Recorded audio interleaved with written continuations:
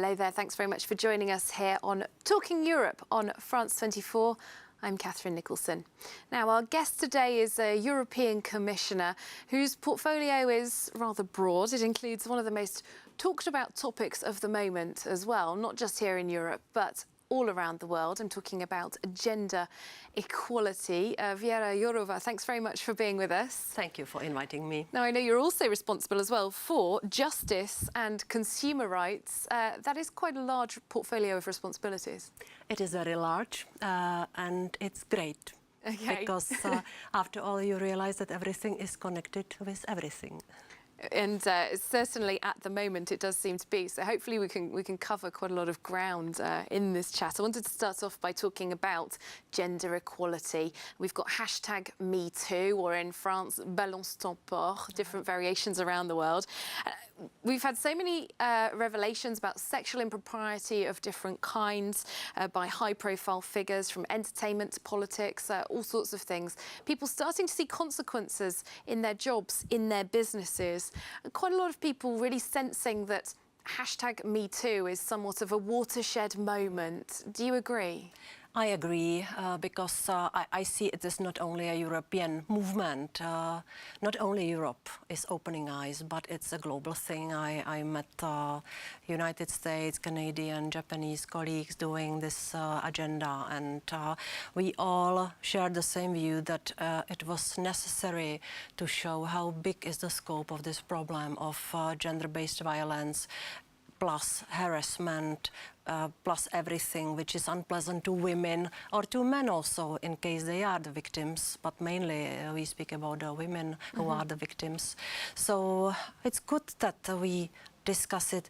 And you know, we politicians and legislators, we can do whatever, but it has, our efforts have some limits. This is a bottom-up, spontaneous reaction, and it is very valuable. Indeed, because obviously laws do already exist against many of the things that these people are accused of. But could it go further, and is it possible to legislate against sexual harassment? It's very hard, because gender and the position of men and women is very much culturally conditioned, and also each of us have some feeling, and it's very much individual. So to legislate on this, it's a very difficult thing.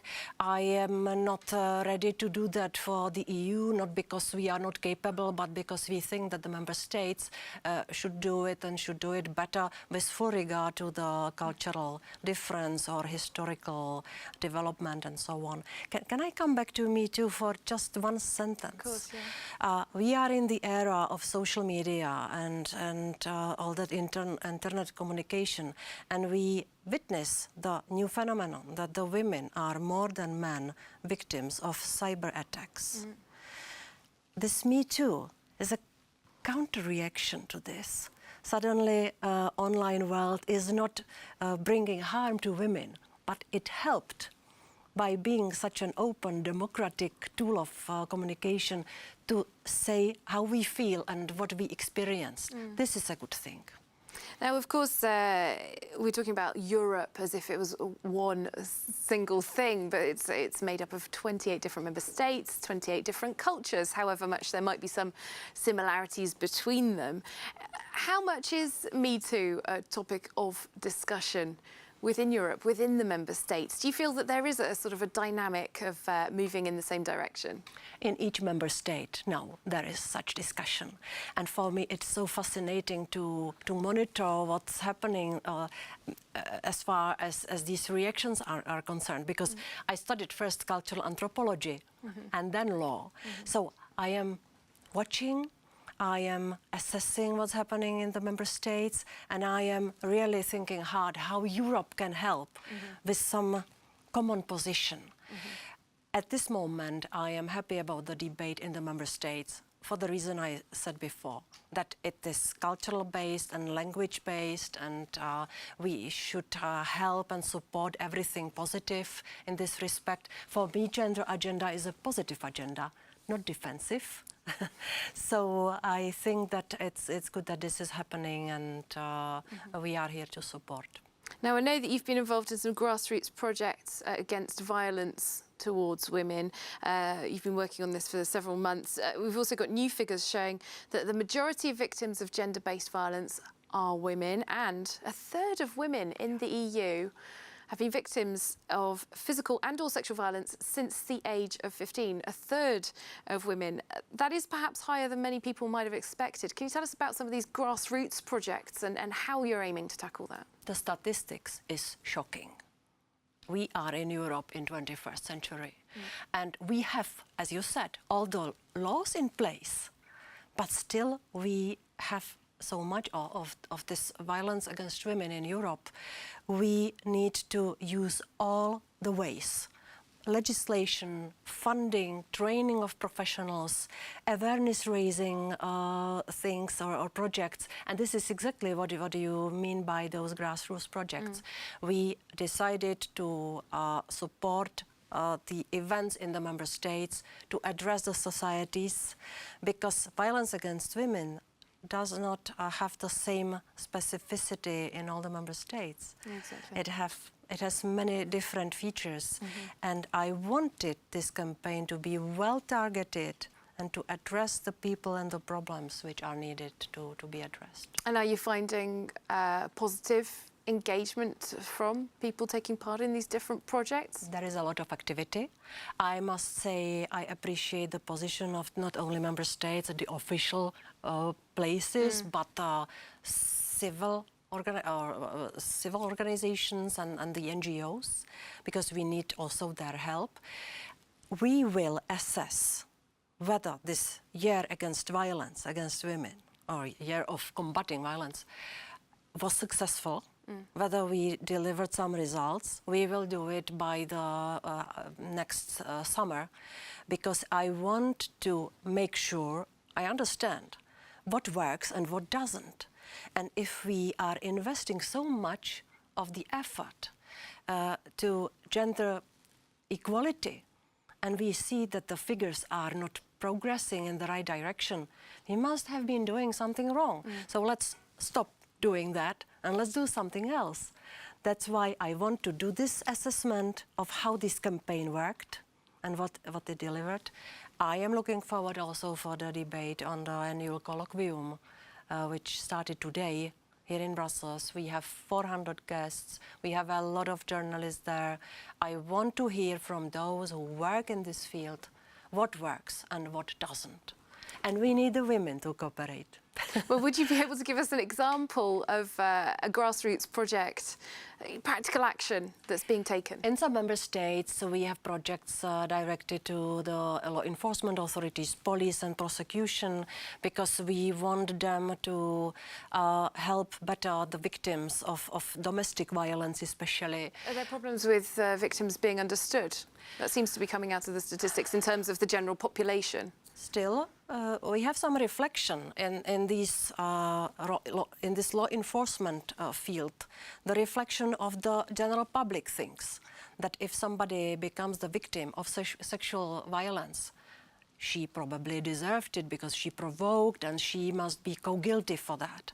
And we want to change this position in the general public, not to think that violence against women is normal, because that's our enemy. This general feeling that this is something normal. But also we want to address those who should help better the victims.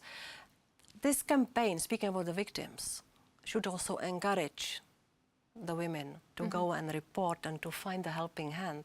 Because speaking, for instance, about the rape, we have only about 15% of reported rapes, and this is very sad.